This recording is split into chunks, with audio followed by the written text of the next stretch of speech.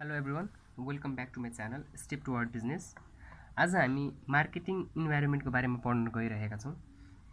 सुरु गरौँ मार्केटिङ कन्सेप्टबाट। भनिन्छ कि marketing plans, policies and strategy are affected by a set of environment forces including both external and internal.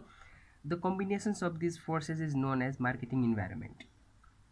Marketing environment भनेको त्यस्तो फोर्स र पोलिसिजहरू मिलेर बनेको हुन्छ जसले बिजनेसलाई डे टु डे अपरेसन्स गर्नमा डाइरेक्टली र इन्डाइरेक्टली इम्प्याक्ट पारिरहेको हुन्छ। अब मार्केटिङ इन्भाइरोमेन्ट पढ्न किन जरुरी छ? यसले के हेल्प गर्छ भन्दाखेरि यसले यो स्टडी गरिसकेपछि हामी पोजिटिभ फ्याक्टरलाई म्याक्सिमाइज गर्न सक्छौँ, त्यसै गरी नेगेटिभ फ्याक्टरलाई हामी मिनिमाइज गर्न सक्छौँ। अथवा मार्केटिङ कुनै पनि बिजनेस अपरेसन्स इन्भाइरोमेन्टमै हुने गर्छ एज वी अल नो। र मार्केटिङ स्मुथली अपरेट गर्नका लागि इन्भाइरोमेन्टका बारेमा बुझ्न एकदमै जरुरी छ। यसले हामीलाई प्लान फर्मुलेसन्स गर्न र आफ्नो डे टु डे वर्कलाई इफिसियन्टली र इफेक्टिभली म्यानेज गर्नका लागि हामीले यो बुझ्नै पर्ने हुन्छ। अब मिनिङबाट सुरु गरौँ। मिनिङमा भनेको छ कि a company's marketing environment consist of actors and the forces. त्यस्तो एक्टर्स र फोर्सेसहरू मिलेर बनेको हुन्छ that affect the company's ability to develop. त्यसले कम्पनीको एबिलिटीलाई डिस्टर्ब गरिरहेको हुन्छ। डिस्टर्ब भन्नाले पनि एफेक्ट गरिरहेको हुन्छ, एज पोजिटिभ होस् र अथवा नेगेटिभ होस्। To maintain successful transactions and the relationship with target customer.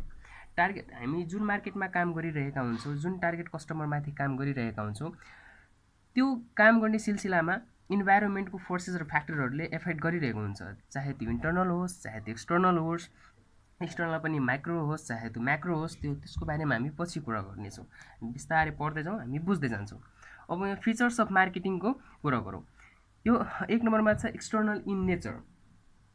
यसमा के भनिन्छ भने हामी nature can not be always control or manipulated by marketer. हामी नेचरलाई कहिले पनि कन्ट्रोल गर्न सक्दैनौँ। हामी जहिले पनि नेचरलाई एडप्ट गरेर हिँड्नुपर्ने हुन्छ। जस्तै कि अहिले पेन्डेमिक सिचुएसन चलिरहेको छ कोभिड-19को। यो हाम्रो कम्पनीको नियन्त्रणमा छैन, हामी यसकै आधारमा चल्नुपर्ने हुन्छ र त्यसैले यसलाई एक्सटर्नल फ्याक्टर पनि भनिन्छ र एक्सटर्नल इन नेचर भनिन्छ। अर्को डाइनामिक। बिजनेस इन्भाइरोमेन्ट अथवा मार्केटिङ इन्भाइरोमेन्ट डाइनामिक हुन्छ। यसमा कस्टमरको ह्याबिट परिवर्तन भइरहेको हुन्छ, निड्स एन्ड वान्ट्सहरू त्यसको time to time day to day change भइरहेको हुन्छ। टेक्नोलोजीको कुरो भइगयो, demographic character of the people change भइरहेको हुन्छ। पोलिसिजहरू, रुल्स एन्ड रेगुलेसन्सहरू, कम्पिटिसन्सहरूको पोलिसिजहरू चेन्ज भइरहेको हुन्छ। त्यसलाई हामी एडप्ट गर्नुपर्ने हुन्छ अथवा त्यसै एकर्डिङली जानुपर्ने हुन्छ।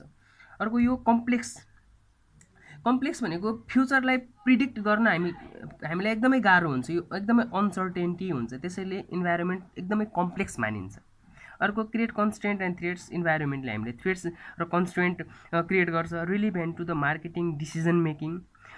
हामीले इन्भाइरोमेन्ट पढिसकेपछि, इन्भाइरोमेन्टका बारेमा बुझिसकेपछि डिसिजन मेकिङमा हामीलाई यसले के गर्छ त सजिलो हेल्प गर्छ। यो relevant to the marketing decision making. A strong source of opportunities. हामी अपर्च्युनिटी भनेको इन्भाइरोमेन्टबाटै हुन्छ, इन्भाइरोमेन्टबाटै आउँछ। किनभने हामी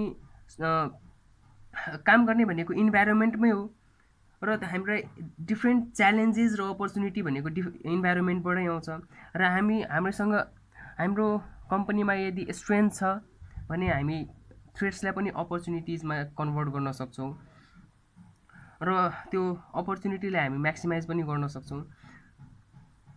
अब यसको एउटा मार्केटिङ इन्भाइरोमेन्ट अन्तर्गत हामी एउटा सेन्टेन्स पनि पढ्न सक्छौँ। त्यो भनिन्छ नि कि marketing plans, policies and the strategy are affected by the set of environment forces including the both external and internal and the combinations of these forces is known as the marketing environment. अब हामी कुरा गरौँ importance of मार्केटिङको। Importance of मार्केटिङमा 1 नम्बरमा छ कि help in planning. Marketing environment, यहाँ इन्भाइरोमेन्ट लेख्नु बाँकी छ, छुटेको छ। यो मार्केटिङ इन्भाइरोमेन्टको इम्पोर्टेन्स के छ भने हामी मार्केटिङ इन्भाइरोमेन्टलाई स्टडी गरिसकेपछि हामी प्लानिङ फर्मुलेट गर्न एकदमै सजिलो हुन्छ, त्यसलाई इम्प्लिमेन्टेसन गर्न पनि सजिलो हुन्छ। प्लानमा टाइम टु टाइम चेन्ज, प्लानमा यदि आवश्यक अनुसार स्ट्राटेजी बनाउनु छ भने हामी एकर्डिङ टु इन्भाइरोमेन्ट पढिसकेपछि, मार्केटिङ इन्भाइरोमेन्ट पढिसकेपछि मात्रै त्यसमा राम्रोसँग इम्प्लिमेन्ट गर्न सक्छौँ। टु कम्पिट भनेको छ कि हामी इफेक्टिभली र इफिसियन्टली आफ्नो कम्पिटिटरसँग कम्पिट गर्न सक्छौँ। भन्नुको अर्थ हामी मार्केटिङ इन्भाइरोमेन्ट पढिसकेपछि, मार्केटिङ इन्भाइरोमेन्ट बुझिसकेपछि हामी आफ्नो कम्पिटिटरसँग इफेक्टिभली र इफिसियन्टली लड्न सक्छौँ। अर्को यहाँ देखेको छ कि identifications of strength and weaknesses. Strength र विकनेसेस भनेको हाम्रो कम्पनीको इन्टर्नल सोर्सेसबाट आउँछ। हाम्रो कम्पनीमा कतिको स्ट्रेन्थ छ, कतिको विकनेस छ भन्ने कुरा हामी मार्केटिङ इन्भाइरोमेन्ट स्टडीबाटै आउँछ। अर्को identifications of opportunity and threats. External इन्भाइरोमेन्टमा कतिको अपर्च्युनिटी छ र कतिको थ्रेट्स छ भन्ने कुरा हामी त्यहाँबाट पत्ता लगाउन सक्छौँ। र एकचोटि अपर्च्युनिटी पत्ता लगाइसकेपछि हामी त्यसमाथि काम गर्न सक्छौँ र हामी थ्रेट्स छ भने त्यसलाई कसरी अपर्च्युनिटीमा कन्भर्ट गर्ने र अथवा हाम्रो स्ट्रेन्थले त्यसलाई कसरी काट्ने भन्ने कुरोहरू हामी पढ्नेछौँ। अब now it's time to talk about classifications of marketing environment. Marketing इन्भाइरोमेन्टलाई हामी दुई भागमा क्लासिफाइड गर्न सक्छौँ, इन्टर्नल इन्भाइरोमेन्ट र एक्सटर्नल इन्भाइरोमेन्ट। इन्टर्नल इन्भाइरोमेन्ट त्यस्तो इन्भाइरोमेन्ट हो जुन हाम्रो कम्पनी अथवा बिजनेसभित्र हुन्छ र त्यसलाई हामी धेरै हदसम्म कन्ट्रोल गर्न सक्छौँ। र अर्को हाम्रो एक्सटर्नल इन्भाइरोमेन्ट हाम्रो कन्ट्रोलको बाहिर हुन्छ र यसलाई हामी दुईवटा पार्टमा डिभाइड गर्न सक्छौँ, micro environment and macro environment. Micro environment एउटा सूक्ष्म इन्भाइरोमेन्ट, नेपालीमा भन्दाखेरि सूक्ष्म इन्भाइरोमेन्ट भन्छौँ। यसलाई एकदम सानो चिजहरूले इफेक्ट गर्छ भन्ने कुराहरू यसमा हामी पढ्नेछौँ। र म्याक्रो इन्भाइरोमेन्ट अन्तर्गत हामी market environment as a whole सबै थोकको बारेमा हामी यहाँ पढ्नेछौँ र एक एक गरेर हामी एक्सप्लेन गर्दैछौँ।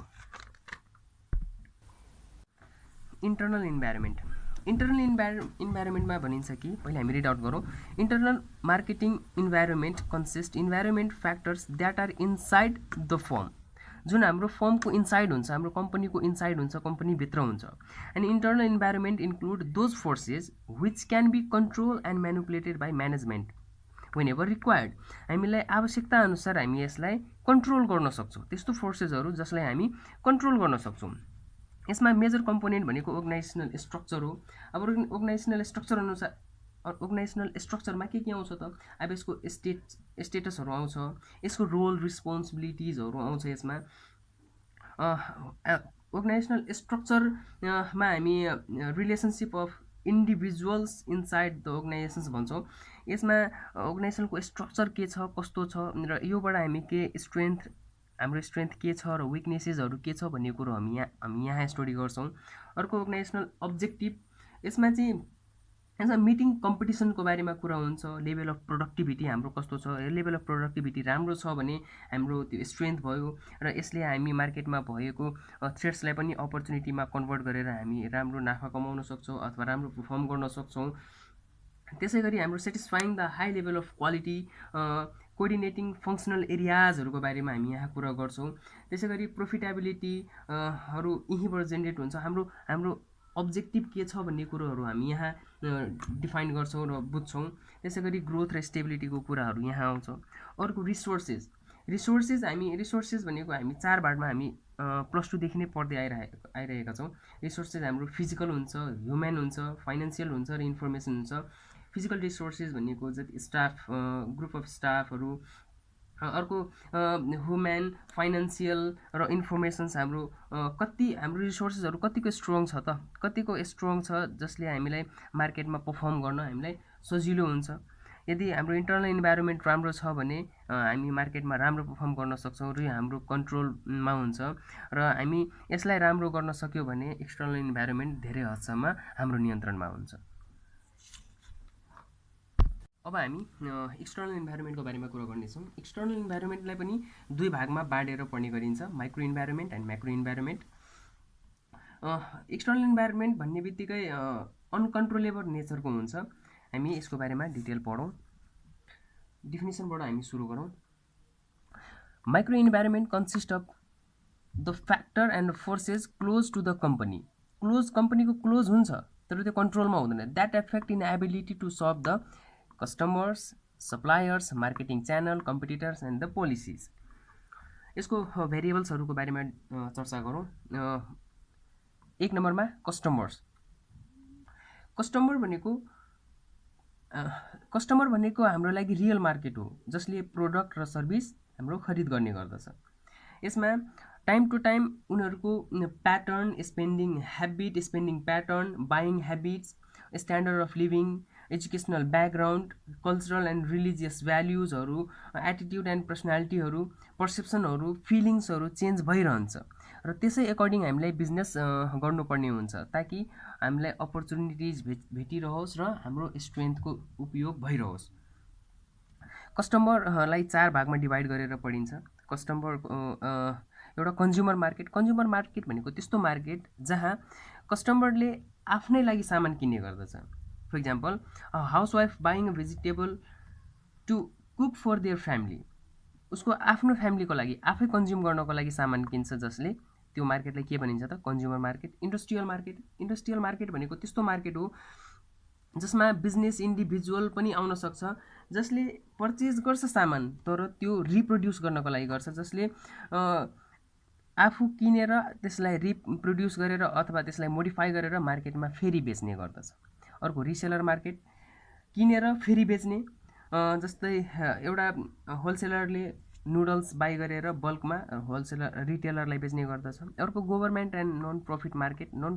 गभर्मेन्ट मार्केट भनेको त्यस्तो मार्केट हो जहाँ बल्कमा सामान एउटा गभर्मेन्टको एउटा पार्टिजले सामान किन्ने गर्दछ र त्यसलाई कन्ज्युम गर्ने गर्दछ। यसका इक्जाम्पलमा भन्यो भने ministry of foreign affairs buying computers in bulk for office पर्पजको लागि एउटा बल्कमा सामान किन्ने गर्दछ, त्यसलाई के भन्छौँ त government and other non profit market. अब नम्बर 2 मा प्रोड्युसर सप्लायर्स। प्रोड्युसर सप्लायर्स पनि माइक्रो इन्भाइरोमेन्टको सेकेन्ड कम्पोनेन्ट हो। यसमा प्रोड्युसर र सप्लायर पनि हाम्रो कन्ट्रोलमा हुँदैन, धेरै हदसम्म कन्ट्रोलमा हुँदैन। कन्ट्रोलमा हुन्छ तर हाम्रो रिलेसनसिप कस्तो छ भन्ने कुरा म्याटर गर्छ यसमा। सप्लायर, प्रोड्युसर र सप्लायर जसले र मेटेरियल हामीलाई सप्लाई गर्छ। अर्को मार्केटिङ इन्टरमिडिएटर्स। मार्केटिङ इन्टरमिडिएटर्स त्यस्तो खालका व्यक्तिहरू हो जसले हाम्रो सामानलाई खरिद बिक्री गर्नमा मद्दत गर्छ। बिचको मिडलम्यान भन्छौँ नि, हो त्यो। जस्तै reseller, agent, distributor, wholesaler, retailer, त्यस्तै अदर फर्म्स अफ मिडलम्यानहरू यस अन्तर्गत पर्दछ। अब हामी कुरा गरौँ कम्पिटिटर। कम्पिटिटर त्यस्तो कम्पिटिटर जसले हाम्रो कम्पनीको नर्म्सहरू, हाम्रो कम्पनीको प्राइसिङ पोलिसिजहरू, हाम्रो कम्पनीको प्रोडक्टहरू जस्तै उसले प्रोडक्ट डिजाइन गर्छ, मार्केटमा बेचिरहेको छ भने त्यो हाम्रो कम्पिटिटर हुन्छ र जसले हाम्रो बिजनेसलाई डाइरेक्टली इन्डाइरेक्टली इफेक्ट गरिरहेको हुन्छ। अब कम्पिटिटर, मानौ हाम्रो कम्पनी र कम्पिटिटरको कम्पनी दुवै कम्पनीले 20 रुपियाँको चाउचाउ बनाएर मार्केटमा बेच्ने गर्दछ, तर हाम्रो कम्पिटिटरले सडनली 20 रुपियाँको चाउचाउ 15 रुपियाँमा मार्केटमा लन्च गरिदियो भने हामीले पनि सोही अनुसार पर्फर्म गर्नुपर्ने हुन्छ, नत्र भने मार्केटमा कस्टमर सिफ्ट हुनसक्छ। अर्को पब्लिक भनेको त्यस्तो कम्पोनेन्टहरू हो जस अन्तर्गत media, government, financial entity, civil बडीहरू आउने गर्दछ र यसले पनि हाम्रो कम्पनीलाई, हाम्रो बिजनेसलाई डाइरेक्टली इन्डाइरेक्टली मार्केटिङ सेक्टरलाई एफेक्ट गरिरहेको हुन्छ। यहाँसम्म हामीले क्लासिफिकेसन्स अफ मार्केटिङ इन्भाइरोमेन्ट पढिसक्यौँ। मार्केटिङ इन्भाइरोमेन्ट पनि इन्टर्नल इन्भाइरोमेन्ट पढिसक्यौँ। एक्सटर्नल इन्भाइरोमेन्टमा पनि हामीले माइक्रो इन्भाइरोमेन्ट पढिसक्यौँ। अब हामी म्याक्रो इन्भाइरोमेन्टको बारेमा चर्चा गर्नेछौँ। म्याक्रो इन्भाइरोमेन्ट, यहाँ डिफिनेसन छ, यो पढौँ त्यसपछि हामी अगाडि बढ्दै जाउँला। Macro environment consist of the large social forces that affect the marketing activities. यो एउटा बल्कमा हुन्छ, ठुलो सोसल फोर्सेसहरू हुन्छ जो हाम्रो कन्ट्रोल बाहिर हुन्छ र यसले हाम्रो कम्पनी बिजनेसलाई डाइरेक्टली असर गरिरहेको हुन्छ। त्यो के हो त? त्यो मार्केटिङ एक्टिभिटिज डेमोग्राफिक एक्टिभिटिज हो, इकोनोमिक एक्टिभिटिज हो, नेचुरल एक्टिभिटिज हो, टेक्नोलोजिकल एक्टिभिटिज हो, political activities, cultural activities.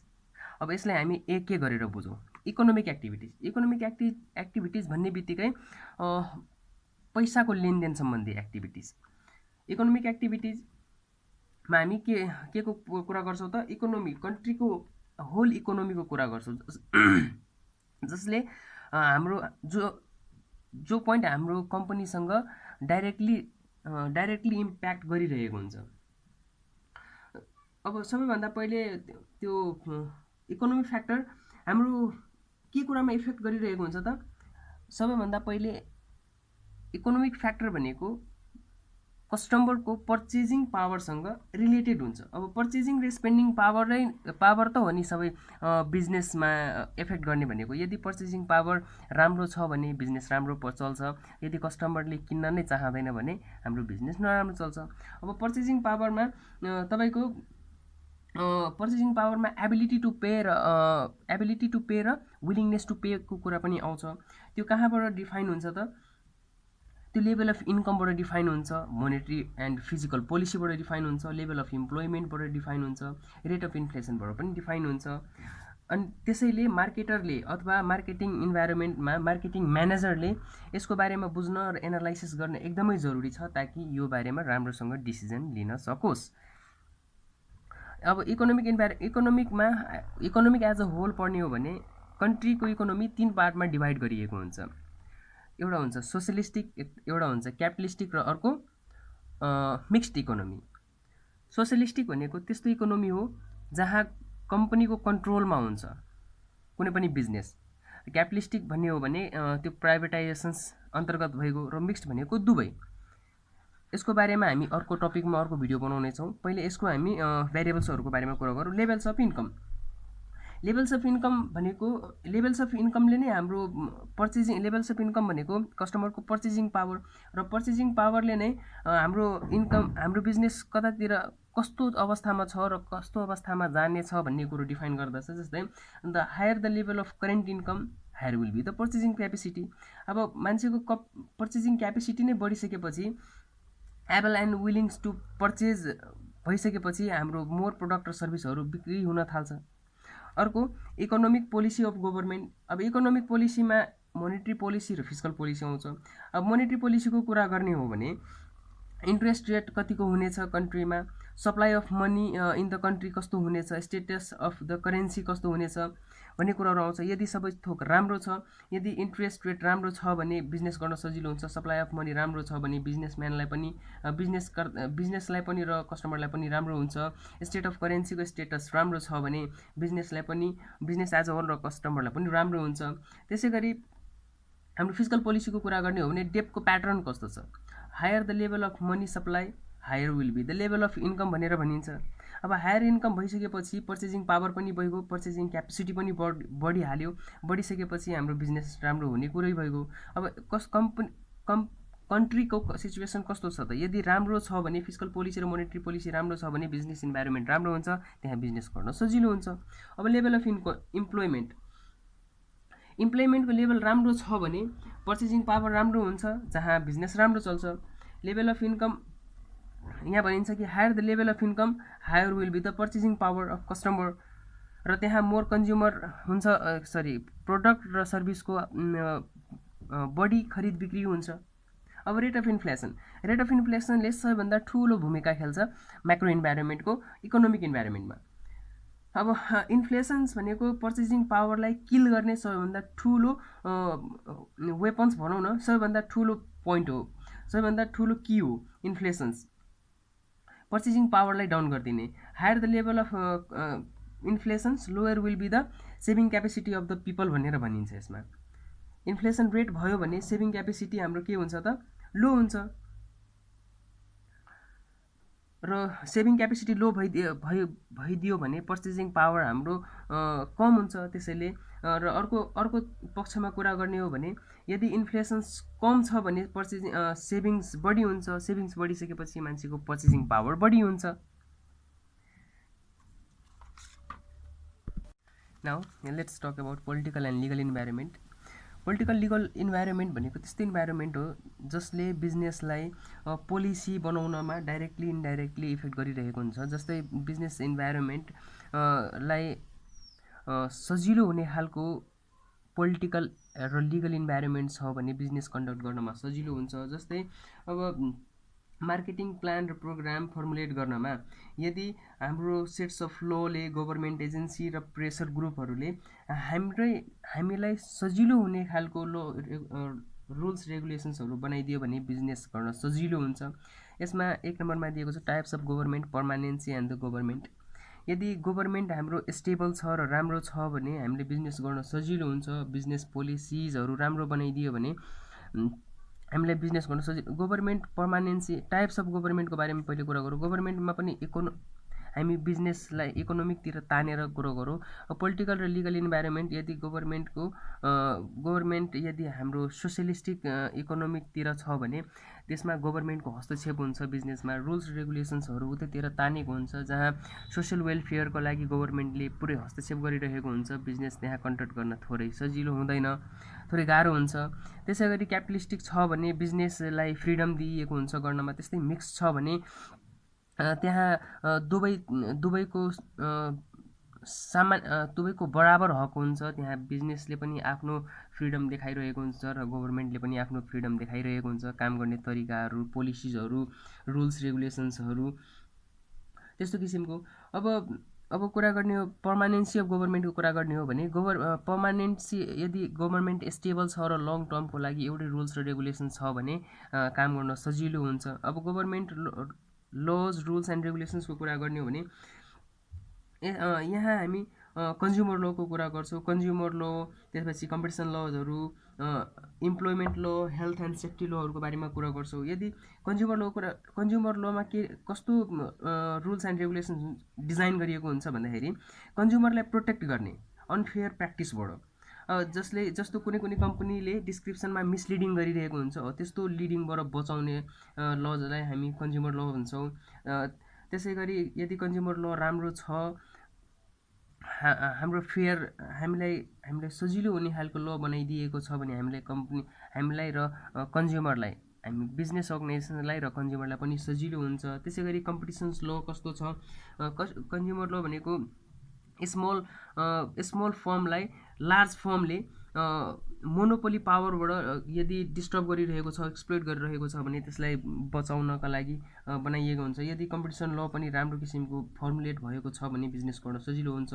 Employment लमा अब यदि कसैलाई मिनिमम वेजेस दिइरहेको छ अथवा वर्किङ आवर बढी छ भन्ने कुरोहरूलाई म्यानेज कसरी गर्ने भन्ने कुराहरूको अध्ययन गरिन्छ यसमा। यदि त्यो राम्रो छ भने बिजनेस कन्डक्ट गर्न सजिलो हुन्छ। हेल्थ एन्ड सेफ्टी लमा कुरा गर्ने हो भने कस्टमरलाई कस्तो किसिमको कम्पनीहरूले आफ्नो डिस्क्रिप्सन्समा लेखिरहेको छ अथवा डिस्क्रिप्सनमा लेखिरहेको अनुसारले मेडिसिनको कुरा गर्ने हो भने मेडिसिन त्यस किसिमको जस्तो लेबलिङ गरेको छ, जस्तो लेखिएको छ त्यस्तो प्रोभाइड गरिरहेको छ कि छैन भन्ने कुराहरू हामी यसमा पढ्छौँ। यदि कामदारले काम गरिरहेको छ भने त्यसलाई सेफ्टी प्रोभाइड गरिरहेको छ कि छैन, यदि हामी कस्तो सेफ्टी प्रोभाइड गर्नुपर्छ भन्ने कुरा हामी लेख्नुपर्छ भन्ने कुराहरूको बारेमा अध्ययन गरिन्छ यसमा। त्यसै गरी अब हामी यसमा मैले लेख्न छोडेको छु अब पावर र इन्फ्लुएन्स गभर्मेन्ट एजेन्सीहरूको बारेमा पनि कुरा गर्छौँ, जसमा हामी मिनिस्ट्री अफ कमर्स जस्तै हाम्रो रुल्स र रेगुलेसन्स बनाउने एउटा छुट्टै निकायहरू हुन्छ। जस्तै मिनिस्ट्री अफ इन्डस्ट्रीले इन्डस्ट्रियल पोलिसी बनाउँछ, जस्तै मिनिस्ट्री अफ कमर्सले ट्रेड पोलिसीहरू बनाउँछ। यस्तै पोलिसी मेकरहरू यदि हामीलाई अनुकूल हुने बनाइदिएको छ भने बिजनेस गर्न सजिलो हुन्छ। जस्तै प्रेसर ग्रुपहरू कस्तो छ, प्रेसर ग्रुपहरू चेम्बर अफ कमर्सहरू, federations of Nepal chamber of कमर्स इन्डस्ट्रिजहरू, अब नेपाल फरेन ट्रेडहरू ले यदि बिजनेस गर्नमा यदि इन्फ्लुएन्स गरिरहेको छ, सजिलो गरिरहेको छ भने बिजनेस गर्न सजिलो हुन्छ। पोलिटिकल क्लाइमेट कस्तो छ, पोलिटिकल क्लाइमेट भन्नाले अब पोलिटिकल एटिट्युड गभर्मेन्टको अपोजिसन्स पार्टी र बिजनेस कम्युनिटीतर्फ कस्तो छ, अर्को अपोजिसन्स पार्टीको गभर्मेन्ट र बिजनेस कम्युनिटीतिर कस्तो छ। पोलिटिकल पार्टिजहरूको के भन्छ पोलिटिसियन्स अरूको बिजनेसतर्फको एटिट्युड कस्तो छ। यदि राम्रो एटिट्युड छ भने मार्केटिङ इन्भाइरोमेन्टमा वर्क गर्नको लागि इफिसियन्सी हुन्छ, जसले अनसर्टेन्टी घटाउँछ र बिजनेस क्लाइमेट राम्रो भइसकेपछि बिजनेस गर्न सजिलो हुन्छ। त्यस्ता कुराहरू हामी पोलिटिकल इन्भाइरोमेन्टमा हेर्छौँ। अब टेक्नोलोजिकल इन्भाइरोमेन्टको कुरा गर्ने हो भने हामी टेक्नोलोजिकल इन्भाइरोमेन्टको कुरा गर्यो भने त्यो टेक्नोलोजिकल इन्भाइरोमेन्ट त्यस्तो इन्भाइरोमेन्ट हो, त्यस्तो फ्याक्टर हो जसले पुरै होल एन्ड सोल बिजनेसलाई डाइरेक्टली इम्प्याक्ट गर्न सक्छ, इफेक्ट गर्न सक्छ। पोलिटिकल इन्भाइरोमेन्टले बेटर फिनिस्ड प्रोडक्ट प्रड्युस गर्न सजिलो गर्छ। It can improve both effective and efficiency भनेर हामी भन्न सक्छौँ। त्यसै गरी यसले प्रोडक्ट मिक्समा डिमान्ड फङ्सन्सलाई पोजिटिभ रूपमा इम्प्रुभ गर्न हेल्प गर्छ। टेक्नोलोजिकल कस्तो छ, टेक्नोलोजिकल राम्रो छ अथवा नराम्रो छ भन्ने कुराले धेरै हदसम्म बिजनेसलाई इफेक्ट गरिरहेको हुन्छ। यहाँ लेभल अफ टेक्नोलोजी भनेर पहिलो भेरिएबल्समा लेखिएको छ। यसको कम्पोनेन्टमा लेभल अफ टेक्नोलोजिकल भन्नाले कन्ट्रीमा लेभल अफ टेक्नोलोजी कस्तो छ। लेभल अफ टेक्नोलोजी भनेको टेक्नोलोजी कस्तो किसिमको छ। मानौ हाम्रो कम्पनीमा यदि म्यानुअल टेक्नोलोजी छ भने ह्युमन बेस्ड, त्यसमा सिम्पल प्रोडक्ट प्रड्युस हुन्छ। अब मेकानाइज छ भने मेसिन बेस्ड टेक्नोलोजी छ भने त्यसमा इफेक्टिभ प्रड्युस र फिनिस्ड गुड्स प्रड्युस हुन्छ। त्यस्तै अटोमेटेड टेक्नोलोजी छ भने मतलब सेल्फ कन्ट्रोल मेसिनबाट प्रोडक्ट प्रड्युस भइरहेको छ भने अझ निखार आउँछ, अझ राम्रो हुन्छ। र कम्प्युटराइज टेक्नोलोजी छ भने कम्प्युटर बेस्ड सोफिस्टिकेटेड टेक्नोलोजी भइगयो। त्यसले आजभोलि यसकै ठुलो वर्चस्व छ बिजनेसमा। अर्को रोबोटाइज टेक्नोलोजी भनौँ भने technology that use robots in the place of human beings. अब यदि लेभल अफ टेक्नोलोजी राम्रो छ भने बिजनेस राम्रो हुन्छ, कम्पिटिटरलाई कम्पिट गर्न सजिलो हुन्छ। पेस अफ टेक्नोलोजी चेन्जको कुरा गर्ने हो भने टेक्नोलोजीको स्पिड कस्तो छ त ट्रान्जेक्सन गर्नमा, स्पिड हुन्छ। यहाँ स्पिड कस्तो छ त, स्पिड कस्तो छ त टेक्नोलोजीको स्पिड कस्तो छ त ट्रान्जेक्सन्समा। यदि राम्रो छ भने हाम्रो नेपालमा पेस अफ टेक्नोलोजी भेरी स्लो भनेर भन्ने गरिन्छ। यसमा हाम्रो नेपालमा त्यस्तो हाम्रो नेपाल अगाडि छैन, विकसित छैन, हाम्रो गभर्मेन्ट पनि स्टेबल छैन। त्यसैले हाम्रो नेपालमा पेस अफ टेक्नोलोजी धेरै स्लो भनिन्छ। टेक्नोलोजिकल ट्रान्सफर भनेको अर्को कन्ट्रीबाट हाम्रो कन्ट्रीमा टेक्नोलोजीको स्पिड आउने कस्तो छ, कतिको ट्रान्सफर भइरहेको छ भन्ने कुरा हुन्छ। रिसर्च एन्ड डेभलपमेन्टमा ठुलो बडा कम्पनीहरूले रिसर्च एन्ड डेभलपमेन्टलाई छुट्टै बजेट छुट्याएर राखेको हुन्छ कि यो वर्षमा प्रफिटको यति % हामी टेक्नोलोजी र रिसर्च एन्ड डेभलपमेन्टमा लगाउँछौँ, जसले हाम्रो प्रोडक्टको क्वालिटी अझै इम्प्रुभ हुन्छ भनेर। टेक्नोलोजी दुईवटा तरिकाले इम्प्रुभ गर्न सक्छौँ, थ्रु रिसर्च एन्ड डेभलपमेन्ट र अर्को लिडिङ कम्पनीहरूलाई प्याटेन्ट एक्वायर गरेर, लिडिङ कम्पनीहरूबाट प्याटेन्ट एक्वायर गरेर। अब हामी एक्सटर्नल इन्भाइरोमेन्टको म्याक्रो इन्भाइरोमेन्टतर्फ सोसल कल्चरल इन्भाइरोमेन्ट र कम्पिटिटिभ इन्भाइरोमेन्टको बारेमा कुरा गर्नेछौँ।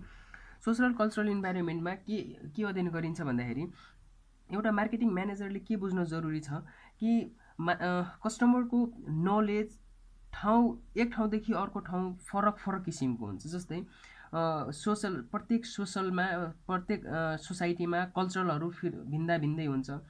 भन्नुको अर्थ कि कस्टमरहरूको taste, habit, values, culture, life cycle, लाइफस्टाइलहरू एकदम फरक हुन्छ। उनीहरूको इन्भाइरोमेन्ट, उनीहरूको साइकोलोजिकल र हिस्टोरिकल कम्पोनेन्टहरू फरक हुन्छ र त्यसलाई हामी एडप्ट गर्न सक्नुपर्छ एउटा बिजनेसम्यानले। अब सोसियोकल्चरल इन्भाइरोमेन्ट हाम्रो डेमोग्राफिक अफ सोसाइटीमा यदि हेर्ने हो भने डेमोग्राफिक सोसाइटी भनेको society on the basis of structure of the population भन्छौँ। स्ट्रक्चर अफ पपुलेसन कस्तो स्ट्रक्चर अफ पपुलेसन भन्दाखेरि कन्जम्सन्स प्याटर्न, मानौ पपुलेसन्सको स्ट्रक्चर एक ठाउँदेखि अर्को ठाउँसम्म भिन्दै अथवा एक किसिमदेखि अर्को किसिमसम्म भिन्दै हुन्छ। I mean consumptions pattern urban पिपलको, मेल फिमेलको, चिल्ड्रेनको, ओल्डको, एजुकेटेड अनएजुकेटेडको एकदम फरक हुन्छ।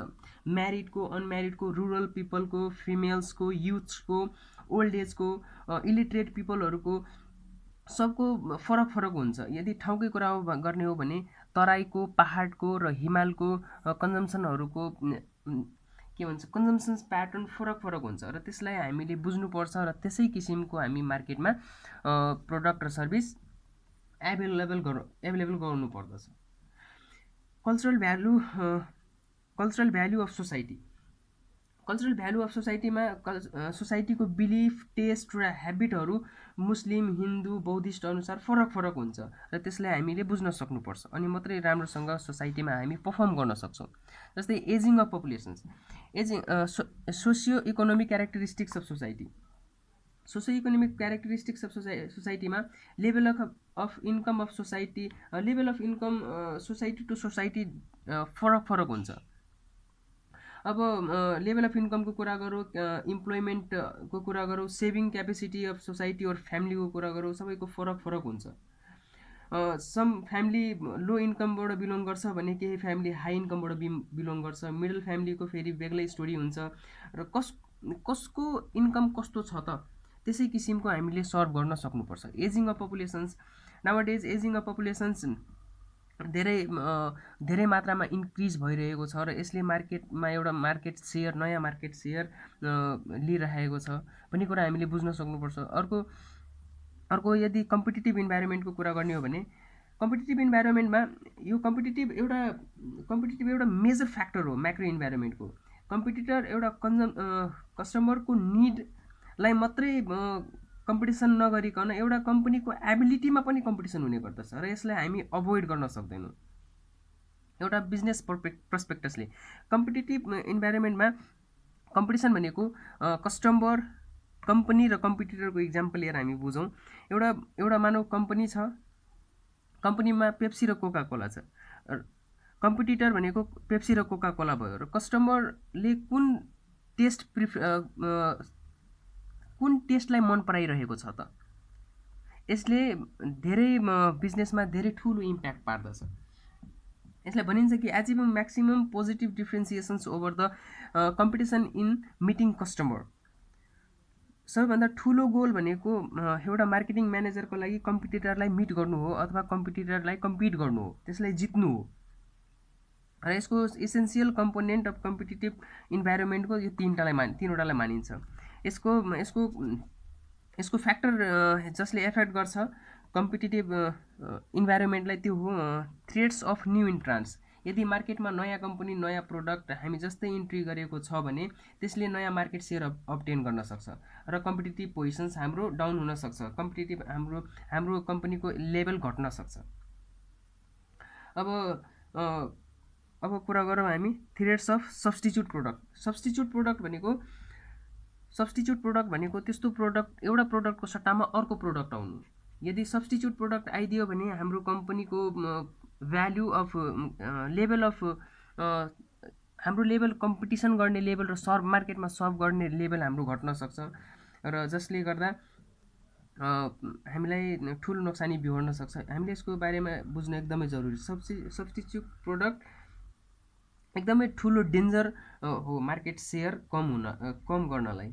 जस्तै पेप्सी, कोका कोलाहरू एकअर्कामा सब्स्टिट्युट प्रोडक्ट हुन्। अब बार्गेनिङ पावर अफ सप्लायरको कुरा गर्ने हो भने कम्पिटिटिभ इन्भाइरोमेन्टमा बार्गेनिङ पावर कस्तो छ त सप्लायरको। यदि एउटै सप्लायर छ भने त्यसको बार्गेनिङ पावर, एउटै सप्लायर छ भने हामीलाई उसको मोनोपोली चल्छ र हामीलाई अप्ठ्यारो हुन्छ। यदि सप्लायर्सको बार्गेनिङ पावर राम्रो छ भने र मेटेरियलमा हामीलाई महँगो पर्न जान्छ, जसले कस्ट बढ्न थाल्छ र प्रफिट हाम्रो घट्न थाल्छ।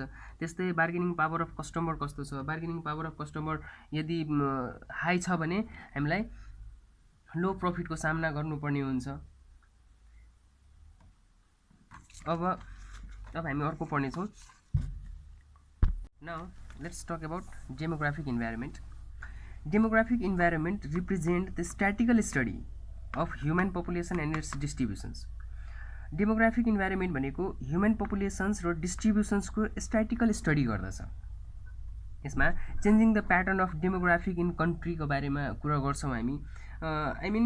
Populations is the primary target of market in the marketing organizations भन्ने कुरा यसमा म बुझाउन कोसिस गर्न गइरहेको छु। मतलब डेमोग्राफिक इन्भाइरोमेन्टमा पपुलेसन्सको स्ट्रक्चर कस्तो छ त त्यसले हाम्रो मार्केटिङमा ठुलो इम्प्याक्ट पार्दछ। जस्तै अब नम्बर 1 मा total populations and its growth. Total populations मानौ धेरै, यदि चाइना र इन्डियामा अभियसली चाइना र इन्डियामा धेरै पपुलेसन छ। यसले के सिग्निफाई गर्छ त? यसले के इन्डिकेट गर्छ? सरी यसले इन्डिकेट गर्छ कि greater the population size is bigger the market for product and service. ठुलो पपुलेसनको साइज र यसको ग्रोथ भइरहेको छ भने यसले मार्केटमा धेरै प्रोडक्ट र सर्भिस कन्ज्युम गर्छ भन्ने कुरो देखाइरहेको हुन्छ। मतलब त्यहाँ बिजनेस अपर्च्युनिटी पनि धेरै छ। Structure of populations distributions is the major influence on the marketing activities. यसमा स्ट्रक्चर अफ पपुलेसन्स भन्नाले मानव जियोग्राफिकल डिस्ट्रिब्युसन्स छ पपुलेसन्सको। यसमा माउन्टेन, हिल्ली र तराई छ भने माउन्टेनमा पनि डिफ्रेन्ट किसिमको रिक्वायरमेन्ट हुन्छ प्रोडक्टको र सर्भिसको। डिफ्रेन्ट हिल्लीमा बेग्लै डिमान्ड हुन्छ भने तराईमा बेग्लै हुन्छ। यदि सेक्स वाइज डिस्ट्रिब्युसन्स भन्ने हो भने त्यसमा मेल र फिमेलको कुरा आउँछ। एज वाइज गर्ने हो भने डिस्ट्रिब्युसन्सको चिल्ड्रेन, युथ र ओल्ड पिपल आउन सक्छ हैन, आउँछ।